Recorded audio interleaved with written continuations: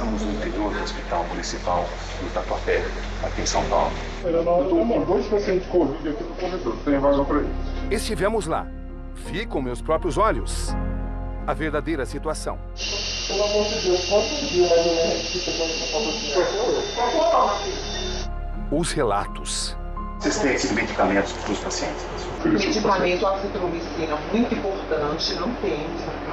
Acabou de comunicar a gente que não tem.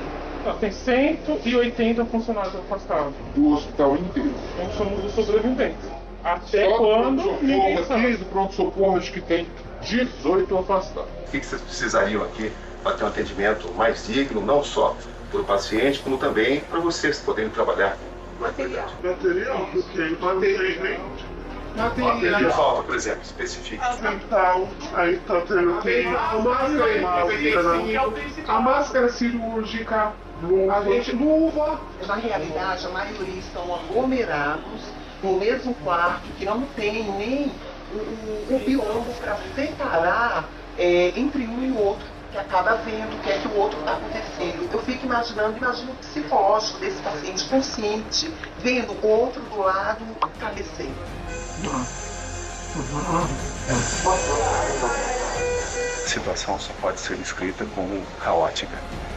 Existe muito boa vontade por parte de todos, mas a frase que mais a gente escuta aqui dos funcionários é que falta tudo. O que chama muita atenção é de que doentes que têm suspeita de coronavírus são misturados com doentes que já se sabe que estão contaminados. Que tipo de situação vocês imaginam? Bom, a gente tem colega na UTI, a gente teve perda de colegas no final de semana.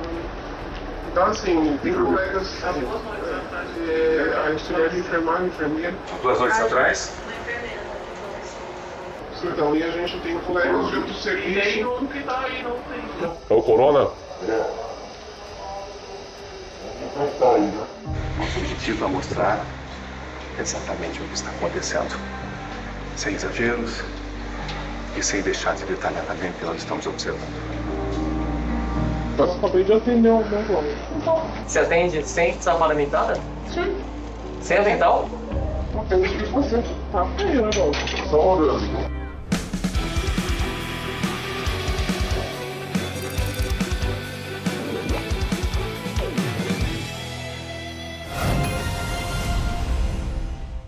Boa noite! Bem-vindos a mais uma edição especial do nosso Conexão Repórter sobre coronavírus. Aqui, todas as informações. Estamos em mais uma edição ao vivo. Agora são 23 horas e 48 minutos, horário de Brasília. Só o Brasil tem 159 mortes por coronavírus. São mais de 4.500 casos confirmados. E a guerra mundial contra esse inimigo invisível ainda está longe de um fim. O Conexão Repórter de hoje abre com uma investigação exclusiva. A verdadeira situação em um dos mais importantes hospitais públicos de São Paulo nesta guerra contra o coronavírus. Será, afinal, que tudo está em perfeitas condições, como garantem as informações oficiais? É o que vamos descobrir. O que de fato se passa nos hospitais públicos de São Paulo, a cidade mais atingida em tempos de coronavírus? A sociedade tem o direito de saber o que acontece? Ou deve se limitar a receber apenas informações oficiais? Nós entendemos que sim. A sociedade tem o direito de saber. E por essa razão, fomos atrás de respostas. Esse é o Hospital Municipal do Tatuapé, na zona leste de São Paulo. Em tempos normais, é considerado referência no atendimento de queimaduras. Mas nós não estamos em tempos normais. E o hospital é hoje um dos mais procurados da região por pacientes de coronavírus. A pergunta traz muitas reflexões. Como é a rotina em um hospital público na maior cidade do país, agora em que a pandemia do coronavírus afeta todo o país? Para responder a essa pergunta, tivemos acesso aos bastidores do Hospital Municipal do Tatuapé. As imagens que vocês vão acompanhar e os relatos chamam a atenção. É um retrato verdadeiro do que está acontecendo nesse momento e do que poderá acontecer. Para cumprir esse desafio, estávamos impecavelmente paramentados. O que vocês vão acompanhar a partir de agora são imagens feitas com os nossos celulares. Um documento importante para a sociedade. Estamos nos corredores do Hospital Municipal do Tatuapé. E a situação só pode ser descrita como caótica. Existe muito boa vontade por parte de todos, mas a frase que mais a gente escuta aqui dos funcionários é que falta tudo. O que chama muita atenção é de que doentes que têm suspeita de coronavírus são misturados com doentes que já se sabe que estão contaminados. É uma situação de dificuldade onde todo mundo está exposto. Pacientes que ainda não foram diagnosticados como portadores de coronavírus e principalmente os funcionários, médicos, auxiliares, enfermeiros. Enquanto se paramenta com o que existe, esta técnica de enfermagem fala sobre as condições com que atende pacientes com o Covid-19. Acabei de atender um plano. Você atende sem estar paramentada? Sim. Sem avental? Não tem o que fazer. Máscara não tem? Não. Ela te dá uma máscara, você assina e depois você fala que uns 5 dias você pode pegar. 5 não, filho. 14. 14 dias pegar uma máscara? Eles são pequenos. Mas ninguém tá seguindo, porque a gente sabe que não muda tudo isso. Não né? Algo está em falta no final deles, não se não. Meu Deus. A falta de leitos é constante nas conversas. Tem 6 pacientes de Covid lá sentados numa cadeira. Eu tô com 2 pacientes de Covid aqui no corredor, não tem vaga para eles. Como é que vai fazer? Os funcionários confirmam que existem, nesse momento, 180 pessoas afastadas com suspeita de coronavírus ou contaminados. Funcionários que fazem muita falta. Tem 180 funcionários afastados. Do hospital inteiro. 180, a gente somos os sobreviventes, né, Ju? Até quando ninguém sabe. Aqui do pronto-socorro acho que tem 18 afastados. Por causa disso, porque não tem paramentação, a gente são os primeiros a ficar e se afastar, né? Com suspeito. Tá feio o negócio. Para contornar a falta de EPI, o equipamento de proteção individual, funcionários se viram como podem. Essa conversa revela que, em algumas situações, uns chegam até a vender para outros. Essa aqui que eu vou comprar no internato, a amarela que tem é 34. Essa aqui é uma câmera do outro. Agora estamos na sala de triagem. Enquanto trabalham, os funcionários desabafam. Aqui eu estou na triagem, eu deveria ter máscara avental, não tem pode ser. Eu fui lá buscar ela. E esse avental é o correto? Esse é o que tinha que eu comer. Vocês estão com 2 máscaras? Essa que é a cirúrgica e essa aqui tem que usar por 14 dias, essa de baixo. E a segunda menina falou ali que o vírus fica 14 horas na máscara, pra morrer. Enquanto a gente morrer também de vírus, só pode. Chegamos agora à sala de choque, também conhecida como sala de emergência. Aqui tem corona?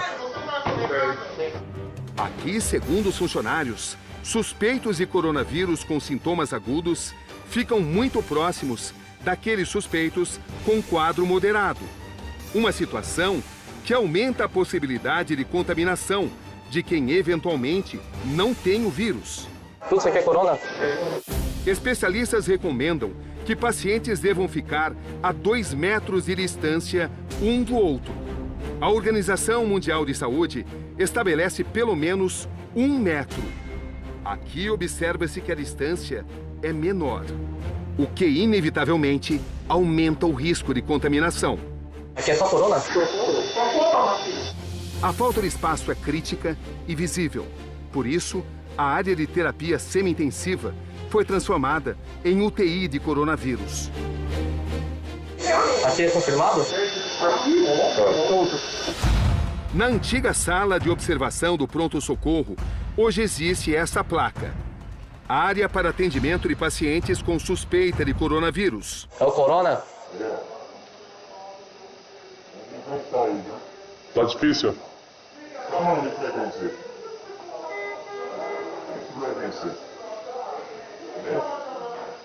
O senhor está aqui há quanto tempo?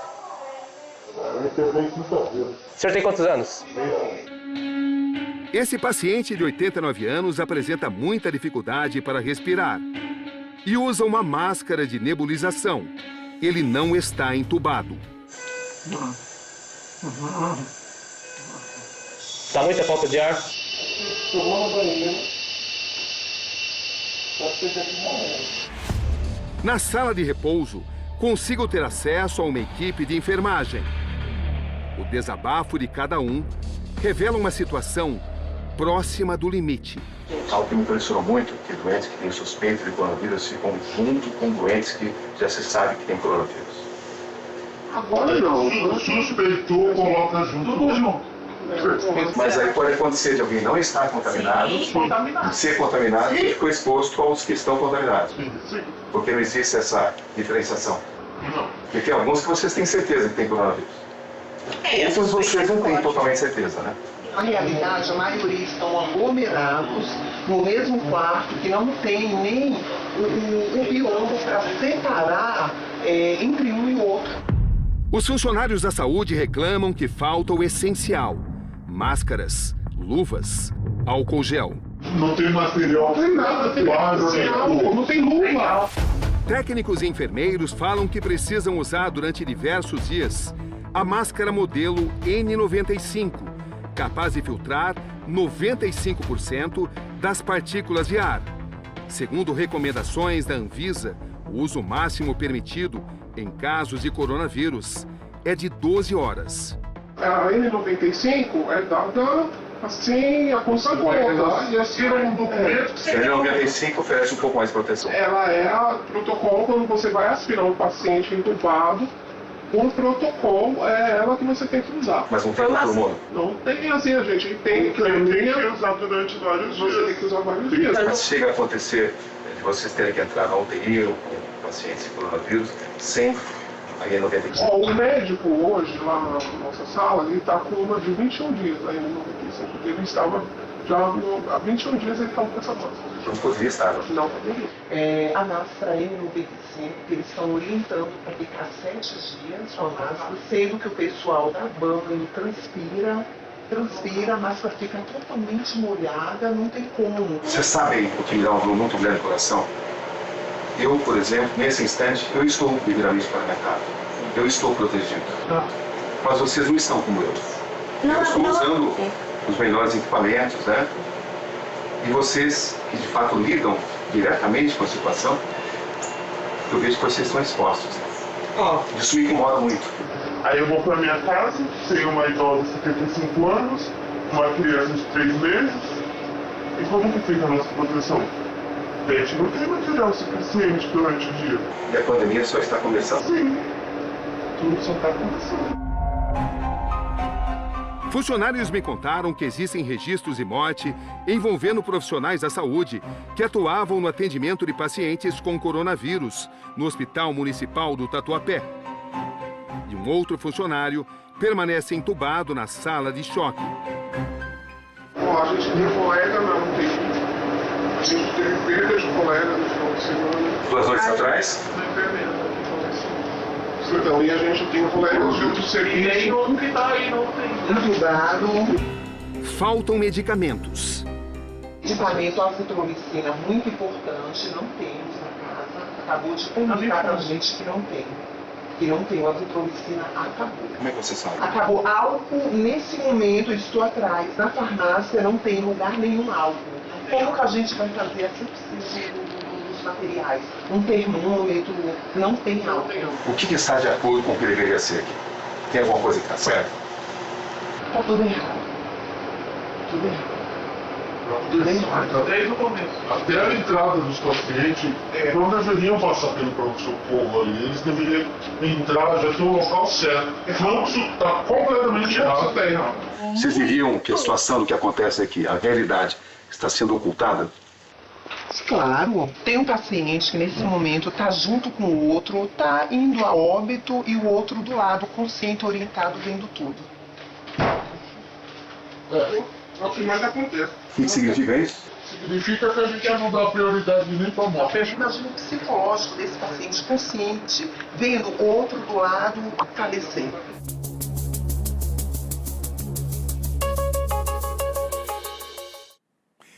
A realidade que encontramos no Hospital Municipal do Tatuapé corresponde a outras denúncias que recebemos e, diga-se de passagem, foram muitas. Você vai ver agora uma entrevista reveladora com uma profissional da saúde que foi contaminada pelo coronavírus em um outro hospital municipal da área brasileira mais atingida pela pandemia. Nesse momento, nós estamos conversando com uma enfermeira. Ela trabalha em um hospital público da Grande São Paulo e foi contaminada pelo Covid-19. Boa noite, enfermeira. A senhora atribui a sua contaminação a uma possível falta de condições de trabalho?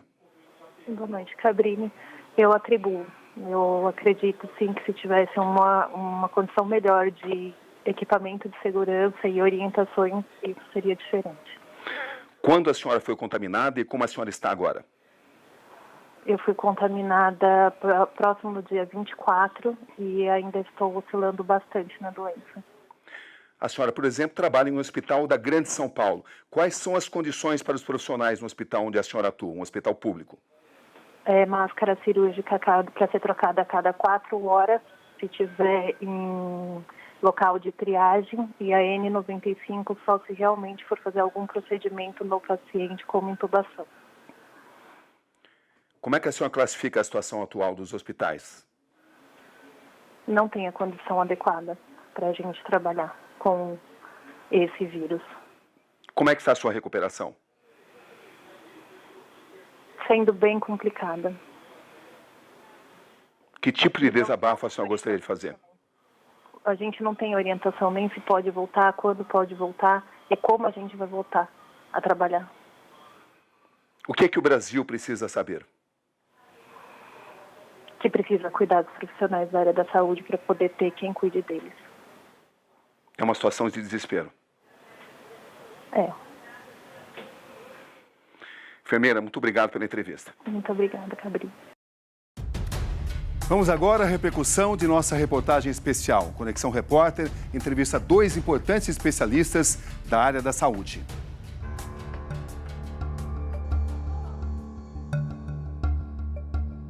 E para analisar o importante documento que registramos, convidamos o diretor do Conselho de Enfermagem de São Paulo, Jefferson Caproni.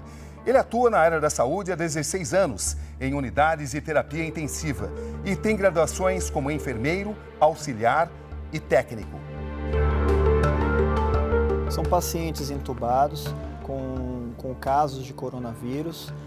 Nós também temos aí profissionais de enfermagem que não estão paramentados por conta da falta de equipamentos EPI, que são equipamentos de proteção individual. E para analisar melhor a situação entre aquilo que existe e o que deveria existir à disposição dos profissionais, o diretor do Conselho de Enfermagem, Jefferson, trouxe inclusive alguns itens do EPI, o equipamento de proteção individual.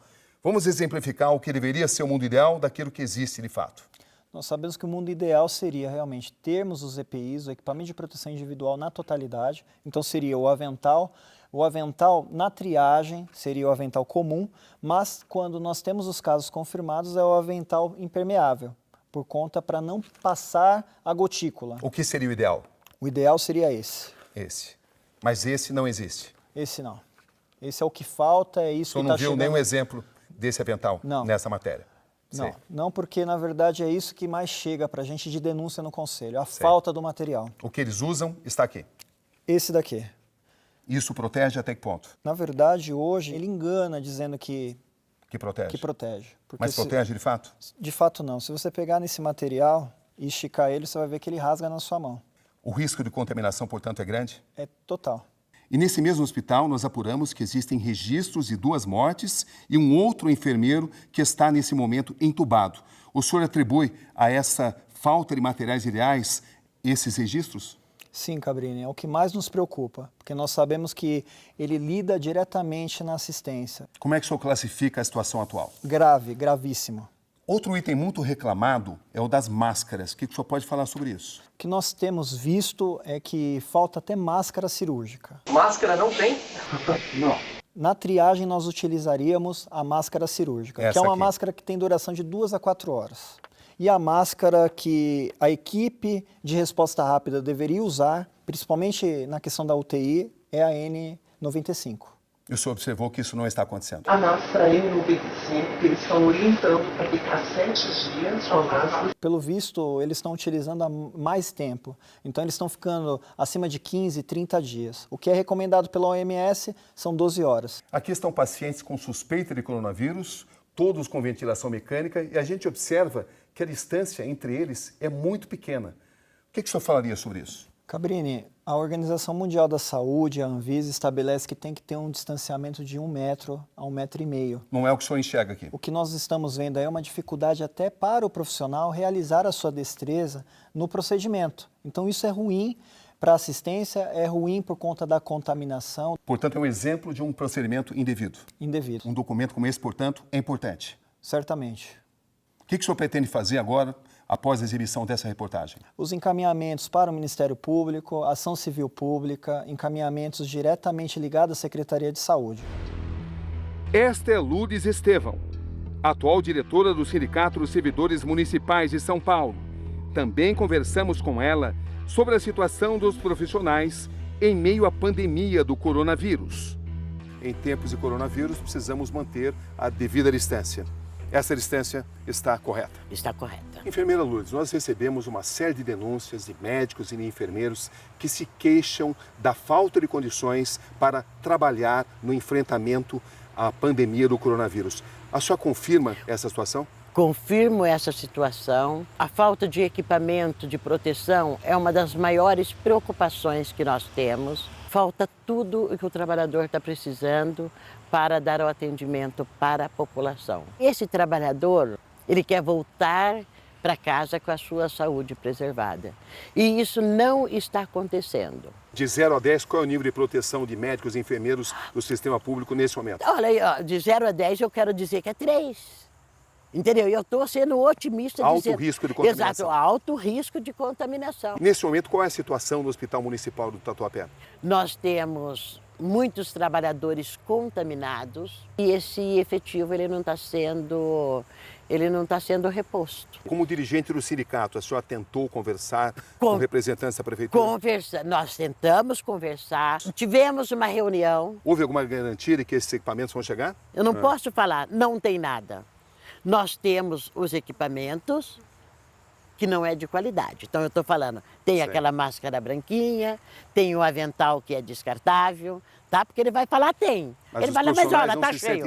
Tá. Com que mas exatamente, não é equipamento de qualidade. Nós estamos falando de equipamento que de fato proteja quem está dando assistência para a população. E a situação dos funcionários nesse momento é de desespero? É de desespero. Atender a população é um dever do profissional da saúde. Agora, ter um equipamento é um direito. É um direito que nós não podemos abrir mão.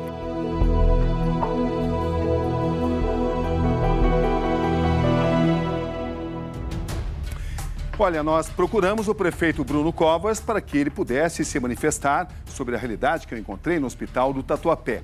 Ele preferiu não gravar a entrevista. Em nota, a assessoria do prefeito esclarece que o hospital dispõe de 2 alas, uma com leitos exclusivos para pacientes na UTI e outra no pronto-socorro para pacientes com sintomas de coronavírus. Sobre a falta de materiais, denunciada pelos profissionais da enfermagem, a assessoria alega que não há desabastecimento de luvas, máscaras ou vestimentas adequadas. Em relação à máscara N95, mais apropriada para atender pacientes com o Covid-19, a Prefeitura informa ter comprado 1 milhão de máscaras, mas que elas ainda não chegaram. Já sobre o álcool 70%, foi feita uma compra emergencial para suprir a demanda.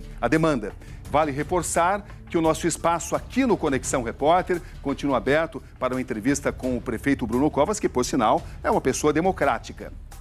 Em tempos difíceis de coronavírus, surgem também heróis inesperados. Você vai conhecer agora a incrível história de um menino brasileiro de apenas 6 anos. Esse é o vídeo, poderoso, tocante. Oi, meu nome é Elias e eu tô fazendo um tratamento oncológico. E para que esse coronavírus não chegue até mim e os meus amigos, eu preciso da ajuda de vocês. Mas como? Lavando as mãos, evitar de ficar em um lugar que muita gente, passar álcool. E sem beijinho, sem aperto de mão, sem abraço.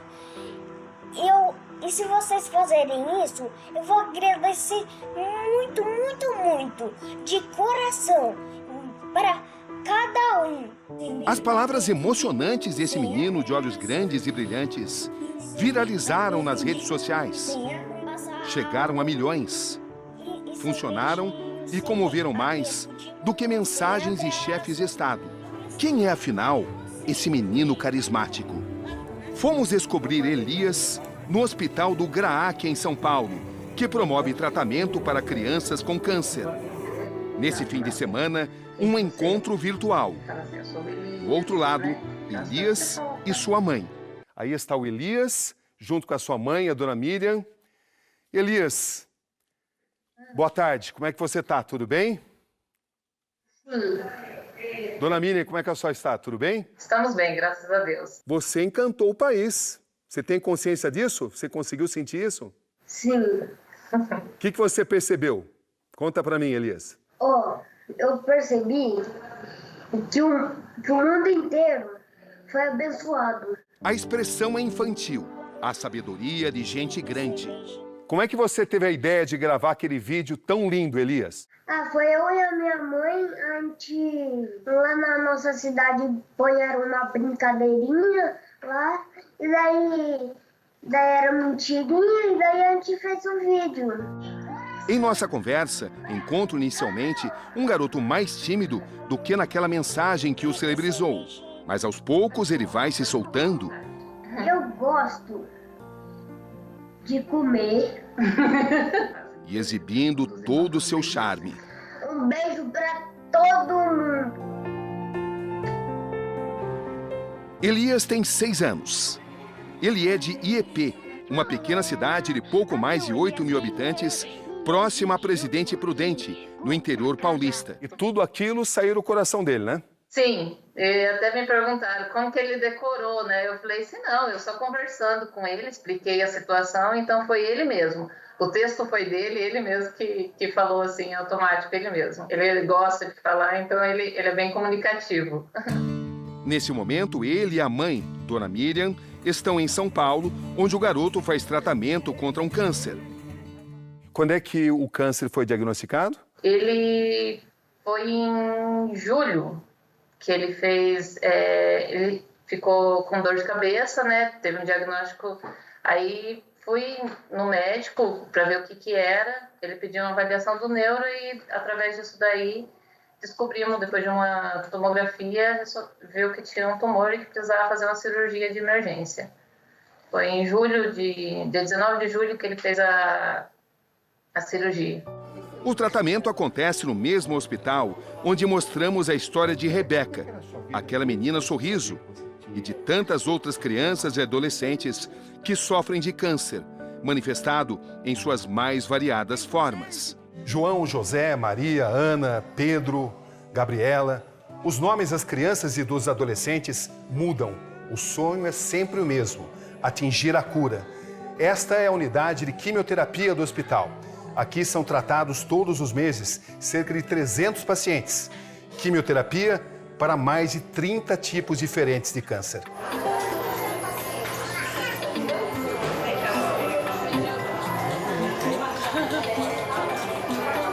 E você tá bem?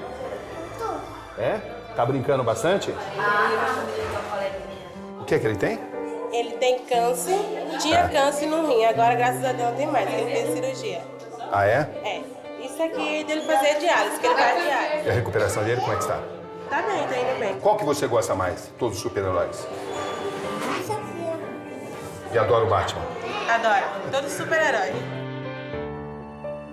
Fácil perceber que Elias é fã do Super-Homem. Repare só a camiseta dele. Ele está com a camiseta do Super-Homem E não poderia ser mais apropriado, né? Nesse momento, ele é o super-homem por tudo que ele conseguiu fazer. Com certeza, e tá fazendo, né? Como é que faz o super-homem? Você é forte, hein? Você realmente merece vestir essa camiseta aí do Superman. Dona Miriam, qual é a situação do Elias nesse momento? Tem ainda um bom tempo ainda para ele fazer esse tratamento, mas graças a Deus está indo tudo bem. E à sua maneira, ao seu jeitinho, ele é um super-homem mesmo. O que você quer ser quando você crescer, Elias? Ai, ai, ai. Eu quero ser médico, astrônomo e a última coisa, youtuber. Ciao a tutti, sono Filippo. Do outro lado do Oceano Atlântico, mais precisamente na Itália, outro menino também encantou o país. Ele tem apenas 8 anos. C'è il coronavirus, noi dobbiamo essere forti, noi dobbiamo combattere. As crianças em tempos de coronavírus, muitas vezes demonstrando mais sabedoria do que gente grande, surpreendendo os adultos. Veja esta gravação. A qualidade das imagens não é das melhores, mas o que vale mesmo é a intenção. Uma salva de palmas para os profissionais da saúde, linha de frente no combate à pandemia. Esses rostos são conhecidos. Os netos da família real. Caiu na rede também a paródia dessa turminha italiana, pedindo para todos ficarem em casa, de pulmões bem abertos. Elias não é capaz apenas de fazer mensagens incríveis, ele também canta e encanta. O Elias, você sabe cantar, Elias? Ainda não me chamem de meu nego, ainda não me chamem de bebê, porque ela assim que ela me chamava, um apelido carinhoso é mais difícil de esquecer. Dona Miriam, um dos grandes desafios do coronavírus é a relação dos pais com seus filhos, com as crianças. Como é que é a sua conversa sobre coronavírus com o Elias, esse menino tão inteligente, tão comunicativo? Então, ele é um menino assim, que ele sempre está antenado. Algumas vezes ele está quietinho, mas ele sempre está antenado do que está acontecendo, né? E ele pergunta muitas coisas. Então, eu sempre falo do cuidado que tem que ter, porque fora ele eu tenho mais 2 filhos, e um deles teve já bronquite asmática, também acaba sendo um grupo de risco, né? Então, a gente tem que ter essa conscientização por conta disso. Conscientizar é a mensagem do momento. A mensagem de Elias pede passagem. E para que esse coronavírus não chegue até mim e os meus amigos, eu preciso da ajuda de vocês. Parabéns, viu, Elias? Saiba que você está nos nossos corações, bem como seus pais. Estaremos sempre torcendo muito pela sua recuperação. Saiba disso, viu? Obrigado. Que você cresça e se transforme num homem com a mesma sabedoria que você está demonstrando agora, como esse menino bonito e comunicativo. Viu? Amém. Esse caso serve para aliviar um pouco a tensão do momento, né? Demais, Elias. Parabéns, garoto. A pandemia e a fé. Como religiosos se adaptam aos novos tempos? As igrejas devem ou não abrir suas portas? E o que pensam lideranças de várias vertentes do mundo espiritual em um momento que desafia a humanidade? Em tempos de coronavírus, o mundo da fé. Líderes importantes defendem que os portões de igrejas permaneçam abertos.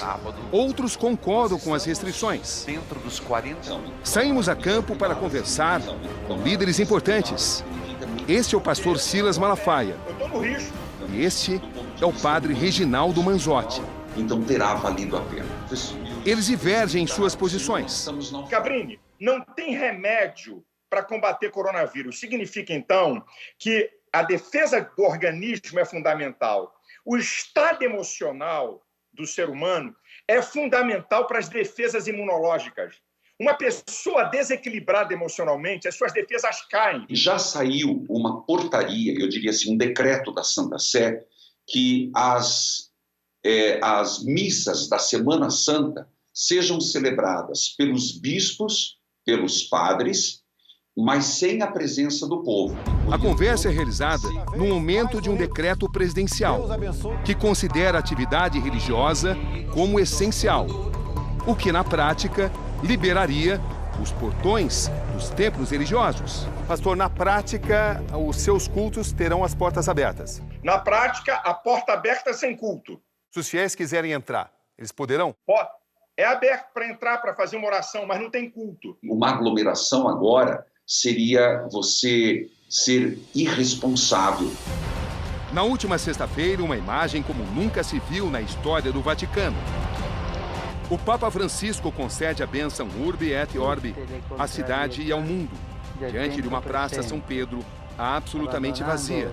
O Papa e sua mensagem às vítimas do coronavírus. Essa bênção só costuma ser dada no Natal e no domingo de Páscoa. Ela oferece aos mais de 1 bilhão de católicos do mundo todo o perdão dos pecados. Su questa barca ci siamo tutti. Mas o que é exatamente o momento em que o mundo parou para os líderes religiosos? Qual a interpretação religiosa de tudo isso que estamos vivendo e em todo o planeta? Líderes diferentes interpretações. Cabrini, eu vejo com muita preocupação. O planeta Terra está doente. E eu digo que é uma pena que o ser humano precisou passar por tudo isso para rever certos pontos, como, por exemplo, que eu não posso rezar só por mim. Eu só estarei bem se o meu vizinho do andar de baixo, do andar de cima, da direita, da esquerda estiver bem. Eu acredito que precisou, pela dor, se não foi pelo amor, o homem perceber que nós estamos naquilo que chamamos o planeta casa comum. Algumas coisas, para mim, Deus está sinalizando que está lá na sua palavra, em Lucas capítulo 21. São sinais, sabe, dos fins dos tempos. Os homens vão derreter de pavor, de pânico, pelas coisas que vão acontecer e que eles não vão ter controle. Deus também está sinalizando para a humanidade que ele continua como Deus, que ele é Senhor de todas as coisas e que o ser humano não é Deus. Basta! O coronavírus, segundo o Espiritismo. Nós acreditamos, dentro da doutrina espírita, na leitura das obras básicas de Allan Kardec e nas conversas que sempre temos com os nossos benfeitores, que este momento é um momento crucial para todo o nosso planeta. Um momento de vital importância, já que entendemos que a Terra passa por um momento de transição de um planeta de expiação e de provas para um mundo de regeneração. O coronavírus, segundo a visão budista. Neste momento, tudo que a gente precisa é cultivar cada vez mais as nossas mentes pacíficas, serenas, aumentar nossa sabedoria para ter um discernimento correto da ação correta a ser tomada na dependência do obstáculo que aparece para nós. Fé e ciência tentando se conciliar. Talvez, mesmo nesse instante, um possa ajudar o outro.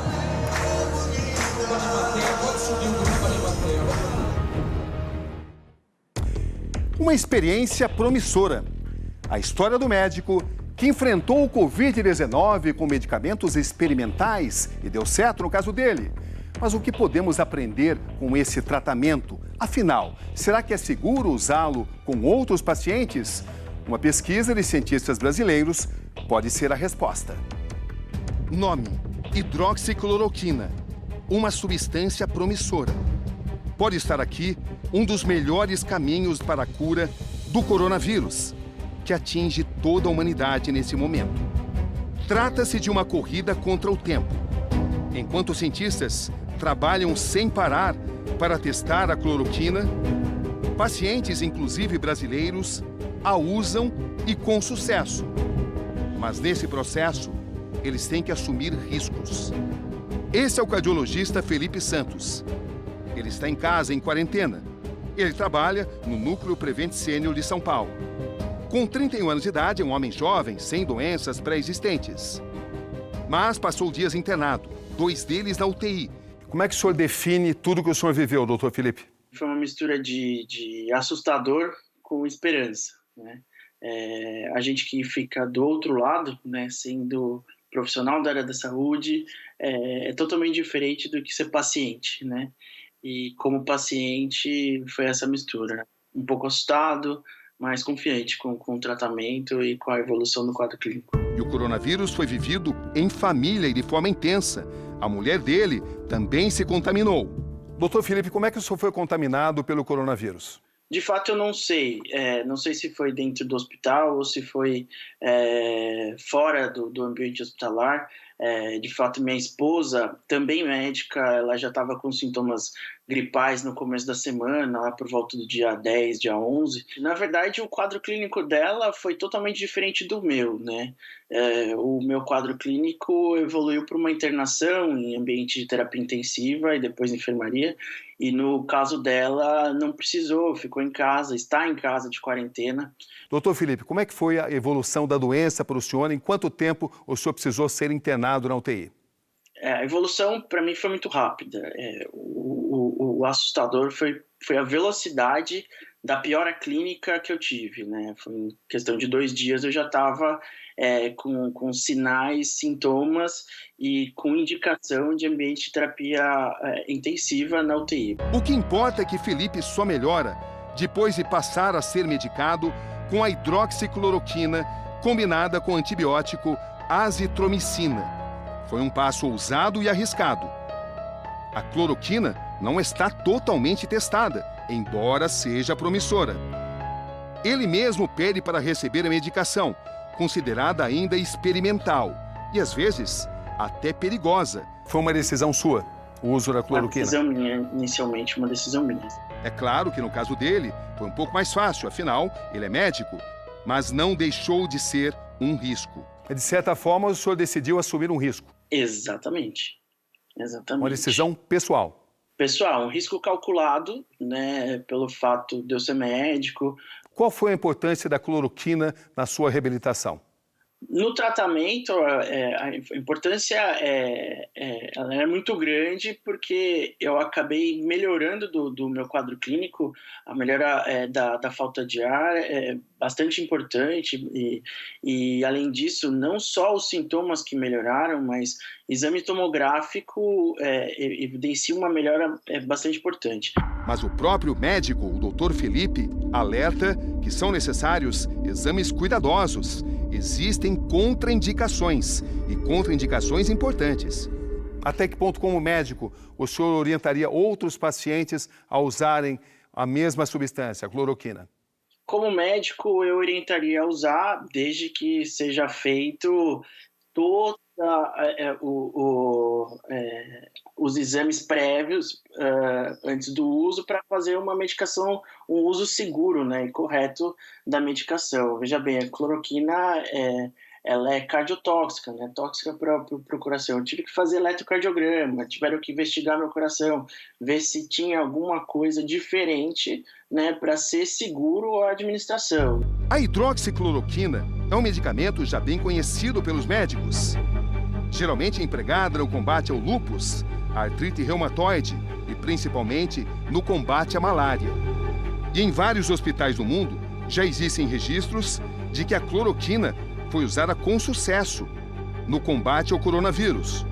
Quando, afinal, a hidroxicloroquina vai ser totalmente liberada, ou seja, vai ser totalmente testada e aprovada pela comunidade científica? A resposta pode estar aqui e bem perto de nós. Esse é o Hospital Albert Einstein, em São Paulo, um dos principais do continente. Não existe medicação livre de efeitos colaterais. Nesse encontro virtual, informações reveladoras.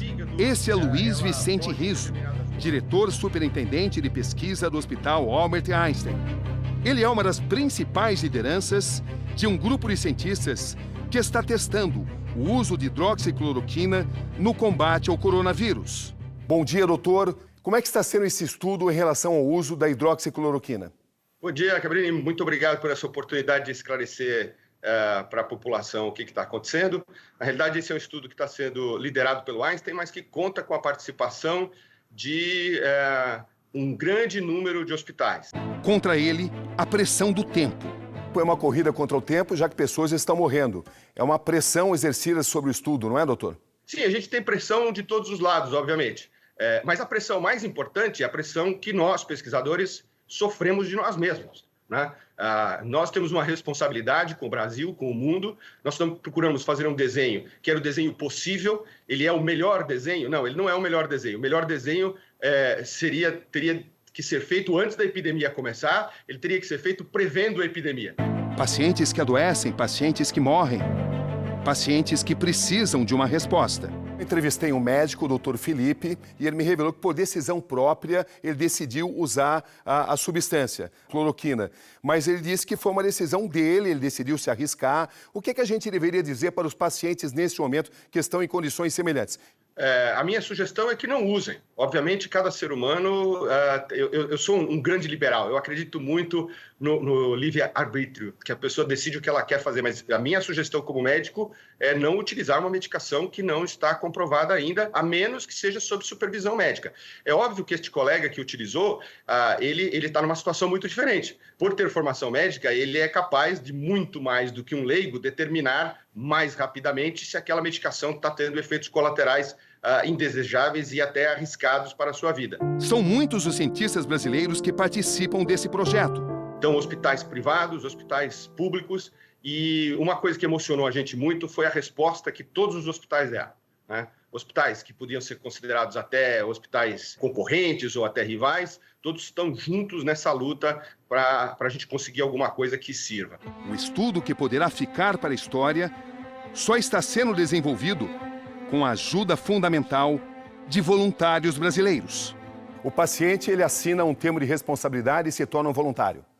O paciente assina o que nós chamamos de termo de consentimento livre e esclarecido, aonde o pesquisador apresenta todos os riscos, os possíveis benefícios, as responsabilidades que ele, pesquisador, e o patrocinador têm sobre a pesquisa. Que risco é exatamente esse representado por participar de um estudo como esse, doutor? Toda medicação apresenta um risco. Temos falado muito da hidroxicloroquina, da questão renal, da questão do risco de hemólise, o risco para o fígado, o risco para o coração, mas a azitromicina, que é outra droga que está sendo usada, também tem riscos. A corrida contra o tempo prossegue. O mundo à espera. A guerra contra o coronavírus em jogo. Uma equipe talentosa que merece todo o nosso apoio. Os Estados Unidos têm o maior número de infectados do mundo. Nova York é o epicentro da pandemia, com quase 800 mortes. O Conexão Repórter acompanha um fim de semana na metrópole que nunca para, agora convertida em quase uma cidade fantasma.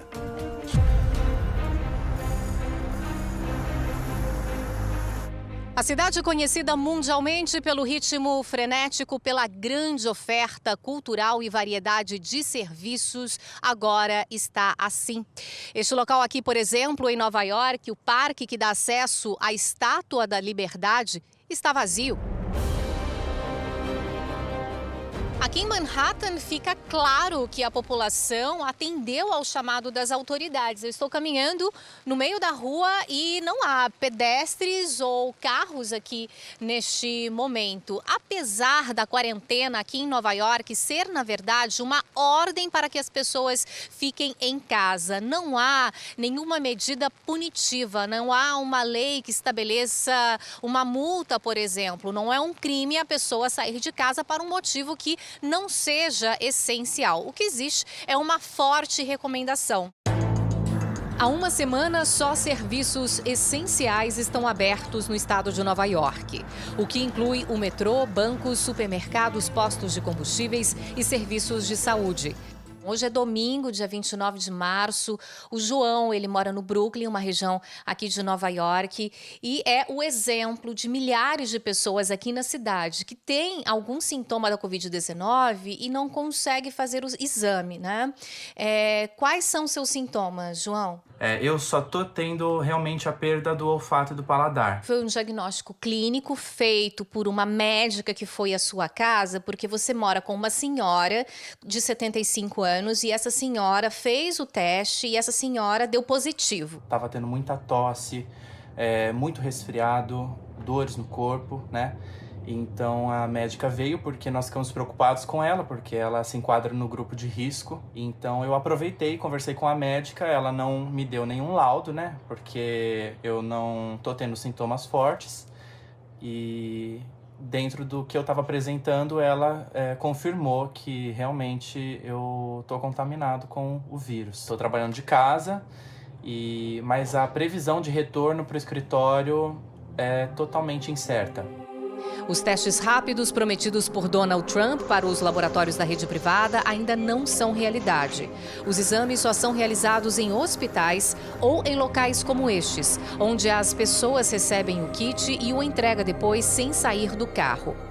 Nós estamos indo agora em direção a um hospital na região do Queens, aqui em Nova York, onde o número de atendimentos dobrou nos últimos dias, atendimentos no pronto-socorro. Como somos uma equipe de 3 pessoas, o cinegrafista, eu, o motorista, sempre que estamos no carro, a gente usa máscara, luvas também, né?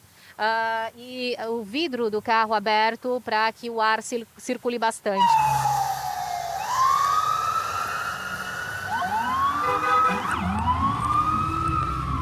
Essa é a situação em frente ao hospital aqui do Queens. Essa é a entrada e a gente percebe que ali à frente a direção do hospital montou tendas na área externa. Tem uma tenda azul do lado, tem uma tenda branca na área externa. Hoje choveu bastante aqui em Nova York e realmente não há pessoas aqui na rua. Em outros dias, esse local aqui estava realmente muito cheio. E eles colocaram esses corredores aqui com estruturas metálicas, né? Para que os pacientes que cheguem com sintomas da Covid-19, para que eles façam este percurso e sejam atendidos ali, naquelas tendas, e não no interior do hospital. A gente também esteve estacionado alguns minutos do outro lado da rua e a gente pôde observar o movimento de ambulâncias aqui na frente do hospital.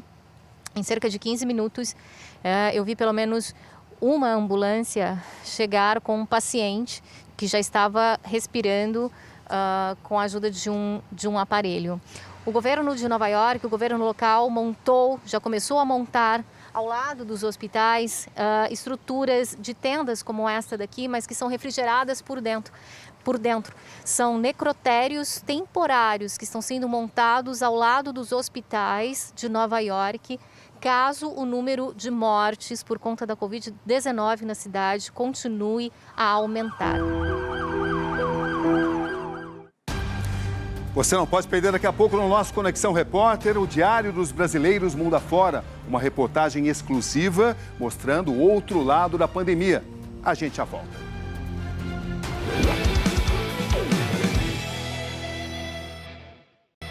De volta com a edição ao vivo do nosso Conexão Repórter.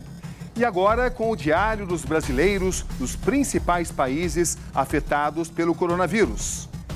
Eles são os olhos do Conexão Repórter lá fora e registram a rotina de guerra contra a pandemia.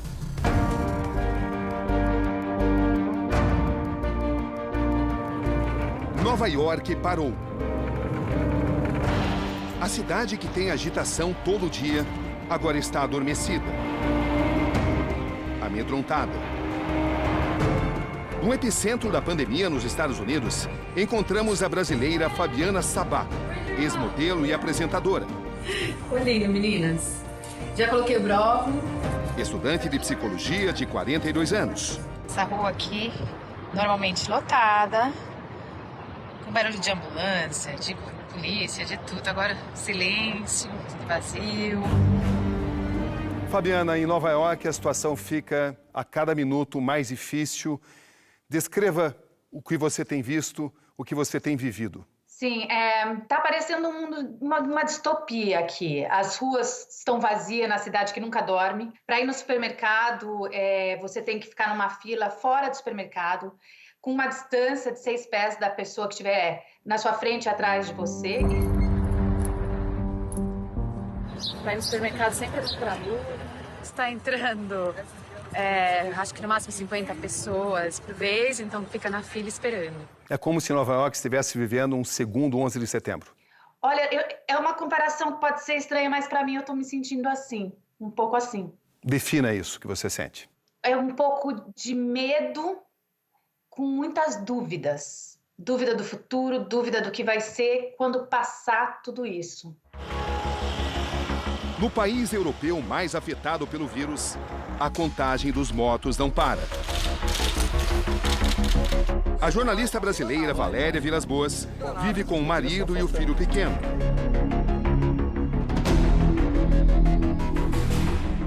Essa é a rua de casa.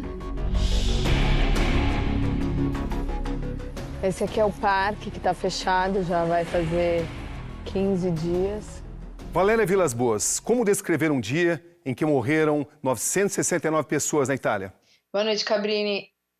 Olha, um dia muito estranho, muito difícil. Cada dia que passa parece que a situação é mais difícil. Hoje eu saí para fazer supermercado, saiu um novo decreto que nós só podemos sair para fazer supermercado. Eu encontrei 2 polícias no caminho, um deles perguntou onde eu estava indo. A polícia estava na porta do supermercado agora. Deve ter tido alguma chamada. A impressão que fica é que o povo italiano está sendo testado no seu limite máximo. Máximo.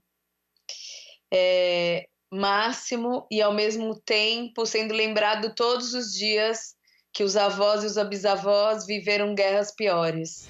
E eu estou agora aqui na região da Notre Dame. De Paris, a jornalista brasileira Camila Amaral faz seu registro.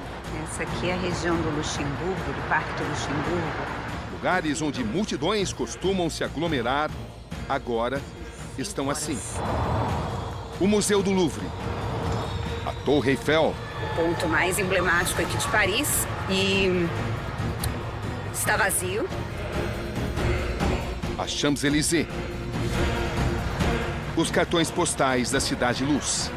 Você com certeza deve também viver o temor de precisar ir para o hospital, de testar positivo. Claro, a gente está todo tempo, a gente não está imune a isso, porque a gente sai para ir no mercado. Aqui no mercado, nas farmácias, eles já colocaram, eu acho que aconteceu isso no Brasil também, mas você só entra uma pessoa por vez na padaria. Eles colocam fitas no chão para ver onde você deve ficar. E aqui são as marcações para as pessoas entrarem, ó. A distância que elas devem permanecer para entrar na farmácia. No supermercado, a mesma coisa, eles colocam fita, eles não deixam todo mundo entrar ao mesmo tempo. Tem um limite de pessoas, então você não está imune. É difícil para você conseguir máscara aí? Tá muito difícil, tá muito difícil. Aqui é um problema aqui na França mesmo, que todo mundo está reclamando. Eu já consegui álcool em gel e termômetro, chegou a faltar muito termômetro, que aqui eles usam aquele termômetro de cabeça, né? Chegou a faltar muito, mas as máscaras estão realmente em falta, realmente em falta.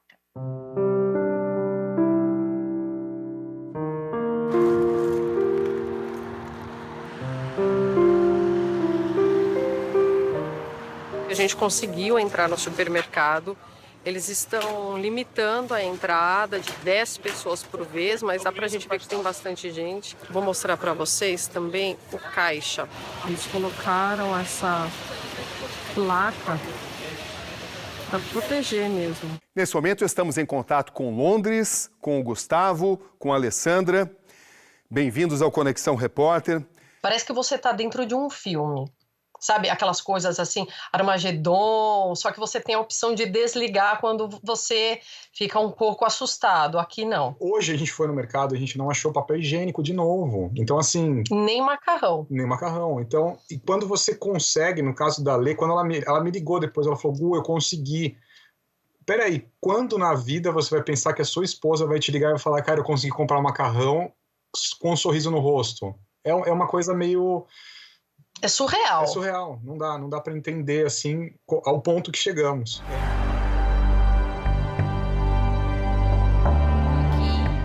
Esta é a brasileira Marcela Gonçalves Morgado, de 30 anos. Ela mora na Espanha há 2 anos e meio. Vive as restrições impostas pelo governo desde 14 de março. Cabine, é o seguinte, eu já estou em casa já faz 15 dias, né? Hoje a gente completou 2 semanas da quarentena. E o que acontece é que a gente só tem visto que, apesar de que tá todo mundo em casa, a cidade está parada, a rua tá vazia, os casos só aumentam. Então, olha, eu montei aqui a minha estaçãozinha de trabalho, coloquei minha televisão, Essa é a mesa da minha casa. Essa aqui, vista da minha rua. Ó, tem uma pessoa andando ali. É importante dizer que as pessoas não podem andar acompanhadas, sempre precisam andar sozinhas. Você tem permissão para sair às ruas, para ir para o supermercado? A gente tem permissão de sair de casa, né? No máximo 2 quilômetros de casa. Então, eu não posso ir mais longe do que 2 quilômetros da minha casa. E eu tenho permissão para sair por 2 motivos. Ou para comprar comida, ou para comprar remédio.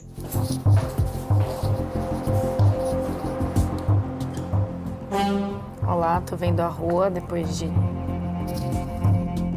3 dias sem sair. E, gente, isso aqui, olha só, é a fila do mercado, porque só pode entrar um pouco por cada... um pouco de... uma quantidade certa de pessoas por vez. A pandemia que mudou o mundo. Dizem que o planeta jamais vai voltar a ser o mesmo.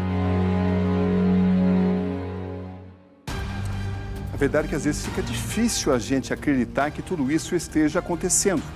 Que ensinamentos tudo isso vai trazer?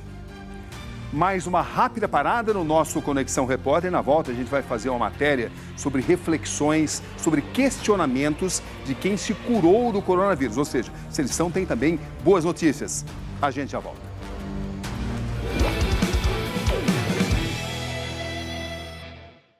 E agora uma perspectiva diferente. Em Londres, a visão sobre a pandemia em uma volta pelo bairro onde mora a correspondente Yula Rocha. Eu passei o final de semana inteirinho em casa, tenho seguido as recomendações do governo do Reino Unido para só sair uma vez por dia para fazer alguma atividade física ou para compra de alimentos ou farmácia ou para ir ao hospital, claramente. Eu vou dar uma olhadinha agora como é que tá aqui a situação do meu bairro. Eu moro na região norte de Londres. Vamos dar uma olhada. O Reino Unido mantém o transporte público funcionando com serviço reduzido para servir os trabalhadores essenciais. Mas os ônibus, como acabei de ver aqui, estão absolutamente vazios. A redução foi de mais de 80% no volume de passageiros da última semana para cá. Aqui, olha, é a fila do correio. As pessoas estão mantendo o distanciamento. Aqui é interessante, olha, esse é o açougue do bairro. O que eles estão fazendo é o seguinte: você faz o pedido pelo telefone e sua sacolinha vai estar aqui para que você venha buscá-la. Um comércio atrás do outro. Nada, absolutamente nada aberto. Além do pacote de ajuda aos assalariados e trabalhadores informais, o governo do Reino Unido também proibiu que inquilinos que não pagarem aluguel sejam despejados. Um alívio para Mel, que foi dispensada do food truck onde trabalhava. Sempre tive uma pequena reserva, de 2 meses, quer dizer, agora a gente não sabe, né, o que vai acontecer. Para quem vive de entrega, serviço permitido, ainda está dando para segurar. O mercado de motoboys aqui em Londres é dominado pelos brasileiros. Esse daqui é o Marcelo, está 1 ano e meio aqui. Ele está me falando que melhorou, né, o movimento depois. Sim, a gente imaginou que ia dar uma parada, mas continua da mesma forma. Final de semana ainda é bom. Medo e desconfiança. A Jacira, que trabalha com faxina, foi dispensada porque as patroas ficaram com medo de pegar coronavírus dela. Como imigrante, a gente sente um pouco mais na pele, sim. O papo com a Angel, personal trainer, foi por vídeo. E é assim agora que ela está oferecendo os treinos. Ombro sempre alinhado com a palma da sua mão. Com os meus vídeos que eu tô fazendo dessa quarentena, eu tô ajudando outras pessoas. Então eu fico muito feliz que tá todo mundo me inscrevendo. Então isso me dá força para continuar. O que eu sinto quando eu vou pra rua é uma vontade, uma urgência de voltar para casa. Aqui é o único lugar onde eu me sinto segura. E está sendo assim em todo o planeta. E agora os relatos e os ensinamentos de quem se curou do Covid-19. A pandemia atinge o governo brasileiro logo no início do mês, após a viagem aos Estados Unidos. 12 de março. O secretário de Comunicação da Presidência, Fábio Weingarten, é o primeiro a testar positivo para o coronavírus. O que o levou a fazer o exame? Um pequeno quadro febril e nada que me alarmasse, mas por cautela e por eu ter 3 crianças pequenas em casa, eu resolvi fazer o exame. 15 dias depois dessa conversa, ele ainda está em isolamento. Nessa sexta-feira, dia 27, voltamos a conversar com Fábio Weingarten. Fábio, você completa hoje 15 dias desde que foi diagnosticado com o coronavírus. Como é que você está? Estou bem, sem sintomas, não tenho mais tosse, não tenho mais dificuldade de respiração, não tenho dor no corpo, o apetite voltou ao normal. Como é que tem sido a evolução da doença? A evolução tem sido tranquila, o tratamento consiste no isolamento. O isolamento, a parte mais difícil é ficar longe da família.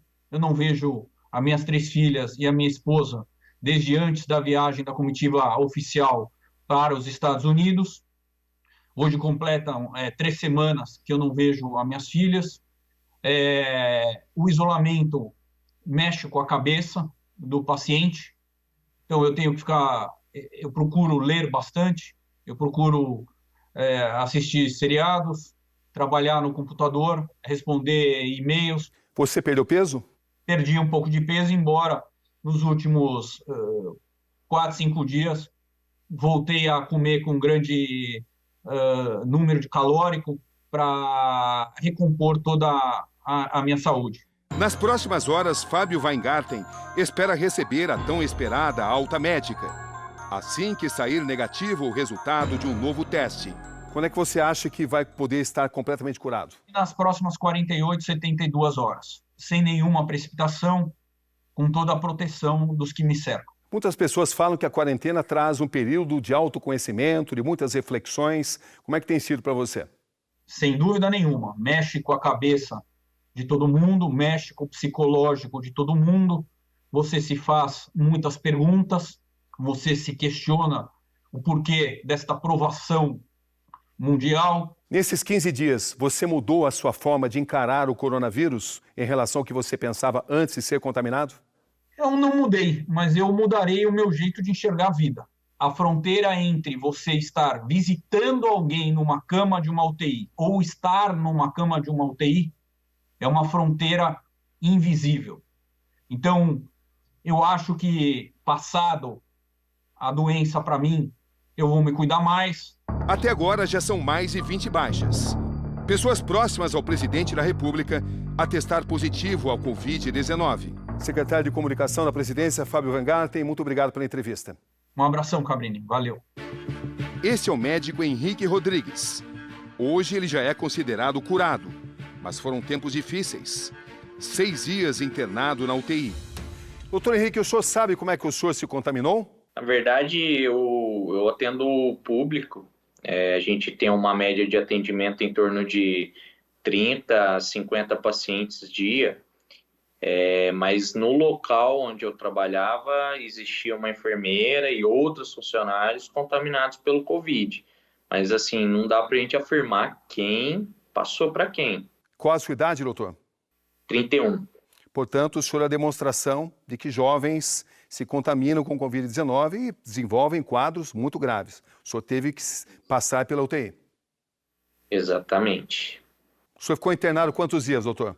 Eu fiquei internado 5 dias. Na UTI? Na UTI. Como é que o senhor descreve esses dias de UTI? Eu estava bem ruim, estava com um desconforto respiratório importante, uma tosse bem significativa, tive febre, uma febre que não melhorava com o uso de medicação. Foram dias bem ruins. Nesse momento, como é que o senhor está? Hoje eu estou bem, hoje eu retornei minhas atividades, voltei ao trabalho, já fui para o plantão hoje, mantendo sempre a proteção como se nunca tivesse pego o corona. Nesse momento, o senhor está curado? Nesse momento, eu estou considerado curado, mas com uma sequela ainda da tosse, né, proveniente da pneumonia. Mas o senhor não transmite mais o coronavírus? Não, hoje eu não transmito mais. Como é que o senhor explica a sua cura? Na verdade, o corpo curou, né? Não foi uma cura medicamentosa. Na UTI, o senhor chegou a ser entubado? Não cheguei a ser entubado. Isso chegou a ser considerado no seu caso? Chegou a ser no começo. Como eu estava com desconforto respiratório importante, cogitaram a possibilidade e aí optaram por observar somente. Como paciente e como médico, qual é a receita para se curar de coronavírus? Ter paciência, tá? Isso aí, o vírus, ele tem um ciclo, não tem o que fazer. Você vai evoluir de uma forma leve, depois você vai ter o período que vai ser bem ruim, a partir entre o 5º e 8º dia vai ser bem ruim, e após esse período é o período de recuperação. Doutor, o senhor foi declarado curado. Até que ponto o senhor pode ter desenvolvido imunidade contra o Covid-19? Isso, na verdade, ainda não é uma certeza. Não existem estudos falando que a pessoa fica imune, mesmo porque é um vírus que ele tem uma mutação muito grande. E o senhor passou por um novo teste que tenha demonstrado que o senhor não é mais portador do vírus? O Ministério hoje não preconiza isso, tá? Eu conversei com a Infecto, ela me passou que não precisa repetir um novo teste. E aqui termina o Conexão Repórter, um programa jornalístico que em tempos de coronavírus, mais do que nunca, não se limita a divulgar apenas os dados oficiais. Estamos, antes de tudo, a serviço da população. Aqui, Roberto Cabrini, e este foi o Conexão Repórter de hoje. Boa noite.